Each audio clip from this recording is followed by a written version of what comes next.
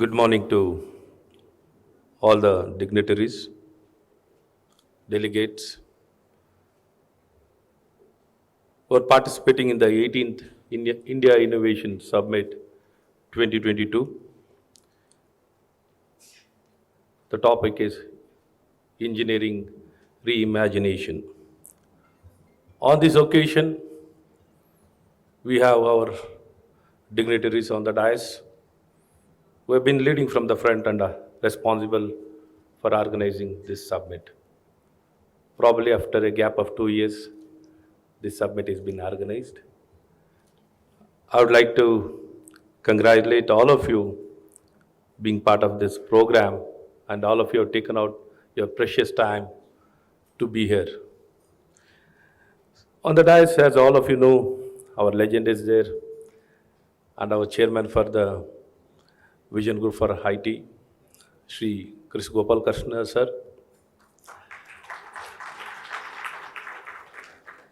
and as well as Mr. Arvind Kumar, the Director General of STPI India, Mr. Kamal Bali, Deputy Chairman, Southern India, and Mr. Arjun M. Ranga, who is the Chairman for the CII Karnataka,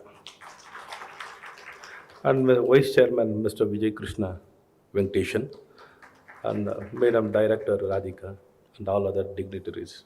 Without taking much of your time,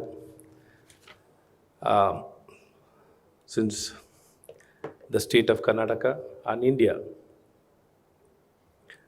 in the changing landscape, innovation has become the way forward, and it has become a culture, and it has become a necessity. To address all the emerging challenges, we need to innovate. Probably in this direction, all of us need to come together. The industry needs a lot of encouragement from the government to hold on to innovation.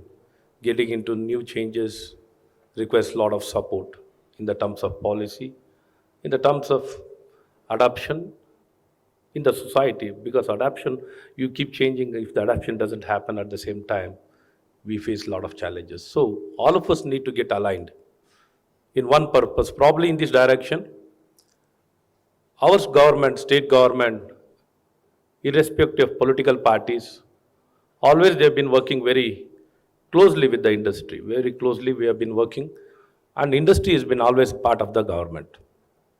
There's not been much of the communication gap between the government and the industry. Probably the expectation is much more.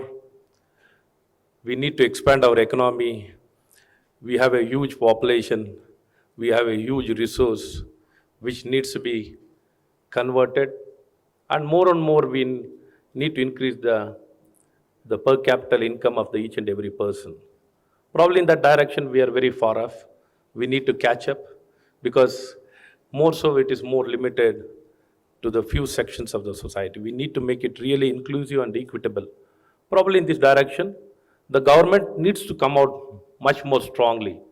Whatever has been done so far, it's not good enough. We need to catch up very fast. As the most innovative state, we looked into the areas where we are weak.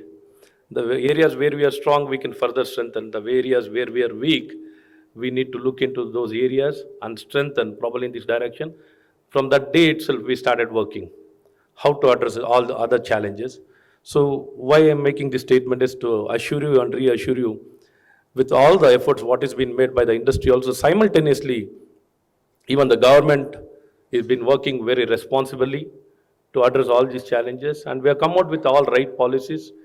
As all of you know, with regard to we are the first people to in the entire country to come out with the engineering R&D policy. We are the first people to come with an engineering R&D policy, and we have made it with suggestions being given from the industry. Whatever suggestion was given by the industry was very well taken, and in that same pattern itself, we have implemented the new engineering R&D policy, and we have come out with many more policies.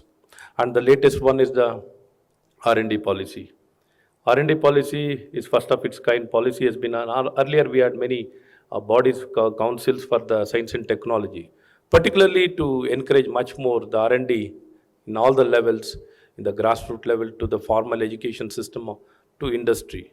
In all the place, we need to collaborate, partner with each other to emerge very stronger. And this direction, we have been working very closely earlier. Uh, Now, for the very good reason, I had Higher Education Ministry, IT&BT, Science and Technology, Skill Development and Livelihood. Since I'm working in convergence, so I'm able to connect the higher education very closely with the industry. Earlier, the IT&BT used to work in silos or in isolation. It is never used to work in close cooperation with, close coordination or collaboration with the education department. Now, each and every time, we look up to this opportunity, how best we can bring the education institution closer to the industry. In this direction, many meetings we had with the industry, and they've come forward to extend their fullest cooperation to be part of the education institution. So now they are all now part of the education system. We are trying to get them into the governing councils. We are trying to take them to be part of the entire education system itself. Probably in this direction, we came out with many programs, that is Super 30 program. In this Super 30, in each district, we have selected one engineering college. In this one engineering college, it is not just, it is of the academic interest. We are seeing holistically that entire district, that institution will become the anchor. The institution will become the anchor and extend to all the levels. How best the institution can participate in the innovation process or address the challenges what is being faced in those respective districts with regard to the local issues. So probably in this direction, the learning, innovation and R&D and the social challenges, the problems have become the part of learning. So we are trying to integrate the entire system. So we are not trying to isolate them just to the only classroom. Probably this integration is going to bring a huge transformation. I'm of the huge confidence and of the opinion it is going to bring a huge transformation in the entire learning process. They'll be adapting the innovation process in all possible work, because now the innovation has been just happening only limited areas. What we are trying to do here, in all possible work, we are trying to ensure that innovation will become part of all the development works. So whatever money has been spent, it will become worthwhile.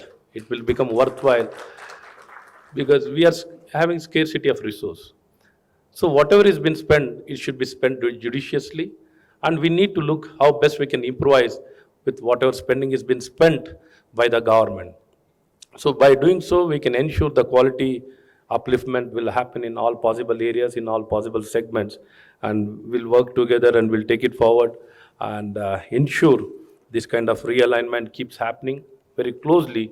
And we have created many more agencies, Karnataka Digital Economy Mission, to work much more closer. It's the first of its kind in the entire country to be establishing such a kind of organization. Nowhere else it has been established. Probably it is the second of its kind in the entire world. So along with this, we have established the Innovation Authority also. Innovation Authority is first of its kind. Probably we are the only people to have all sector innovation authority, wherein you will be permitted whatever obstacles you are going to face with regard to the laws, you can overcome. You'll be permitted to come out with a new innovation. All this kind of progressive legislations we have brought forward, and we are willing to work closer, and innovation is the way forward, and it should become the culture in our society. How much ever you do, it is less.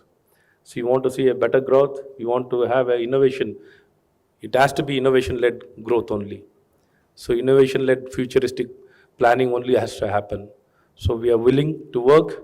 Please do come forward, don't hesitate, don't hesitate. My only request is, don't hesitate to come to the government, express your opinion, suggestion, whichever particular areas. If you have got suggestion, please do come forward. We are willing to respond and adapt for a better future. Otherwise, there's no other way we can compete with the entire world. It is not just any competition among some other states. We have to compete with the entire world. We need to be the ideal place and ideal world to enable and facilitate all the progressive things to happen in the state of Karnataka. We'll be very happy, and always our industry captains have been working very closely. They know each and every person, probably the bureaucracy, the government representative, all of them know each other. They work very closely, and I can assure you, whatever deliberation or the discussion happening here for the next 3 days, it will be very fruitful, and you can look up to the government also. Simultaneously, we are also open to all the suggestion. With these few words, I would like to stop here and wish all of you all the best. Namaskara. Jai Hind, Jai Karnataka.